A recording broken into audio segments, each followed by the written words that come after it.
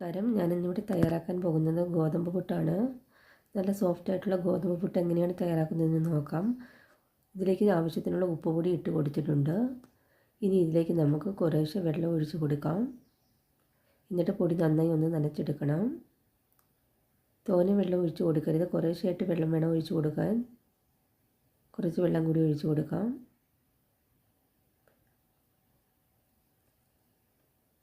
പൊടിയൊക്കെ നന്നായി ഒന്ന് നനഞ്ഞ് കിട്ടണം.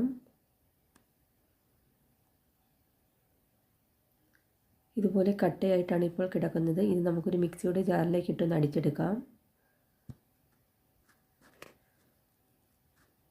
ഒരുപാടിട്ടങ്ങ് അടിച്ചെടുക്കരുത്. ഇതുപോലെയാണ് ഞാനിവിടെ അടിച്ചെടുത്തിരിക്കുന്നത്. ഇപ്പോൾ കട്ടയെല്ലാം മാറി നന്നായി ഒന്ന് ഉടഞ്ഞ് കിട്ടിയിട്ടുണ്ട്.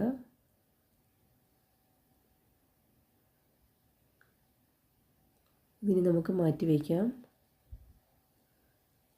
ഇനി നമുക്ക് പുട്ടുകുറ്റിയിലേക്ക് വെള്ളം ഒഴിച്ച് കൊടുത്തതിന് ശേഷം വെള്ളം തിളയ്ക്കാനായിട്ട് വയ്ക്കാം.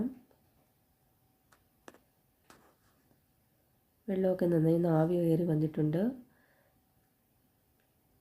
ഇനി ഇതിൽ നമുക്ക് കുറ്റിയിലേക്ക് പൊടി ഇട്ട് കൊടുക്കാം.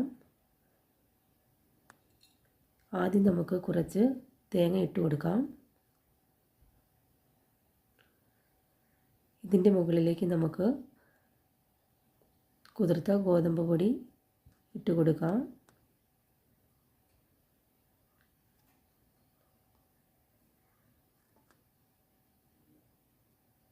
കുറേശ്ശായി ഗോതമ്പ് പൊടി ഇട്ട് കൊടുക്കാം. കുതിർത്ത ഗോതമ്പ് പൊടി ഇട്ട് കൊടുക്കണം.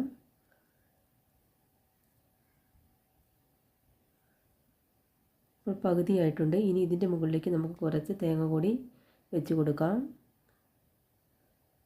അപ്പോൾ പെട്ടെന്ന് ആവി കയറാനാണ് നമ്മൾ തേങ്ങ ഇട്ട് കൊടുക്കുന്നത്. ഇനി പൊടി ഇട്ട് കൊടുക്കാം.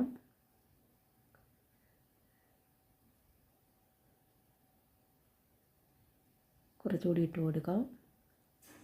ഇത്രയും മതിയാകും. ഇതിൻ്റെ മുകളിലേക്ക് നമുക്ക് വീണ്ടും തേങ്ങ ചിരവിയത് വെച്ച് കൊടുക്കാം.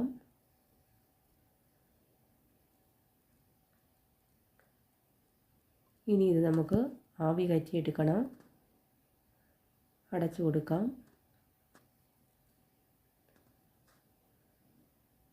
ഇപ്പോൾ ഒരു 10 മിനിറ്റ് ആയിട്ടുണ്ട്. നന്നായി ആവി വന്നിട്ടുണ്ട്. ഇനി ഇത് നമുക്ക് കുറ്റിയിൽ നിന്ന് മാറ്റി കൊടുക്കാം. നല്ല സോഫ്റ്റായിട്ടുള്ള ഗോതമ്പ് പുട്ട് ഇവിടെ റെഡി ആയിട്ടുണ്ട്. കട്ടയൊന്നും കെട്ടാത്ത നല്ല സോഫ്റ്റായിട്ടുള്ള ഗോതമ്പ് പുട്ടാണ്. എല്ലാവരും ട്രൈ ചെയ്ത് നോക്കണം. Thank you.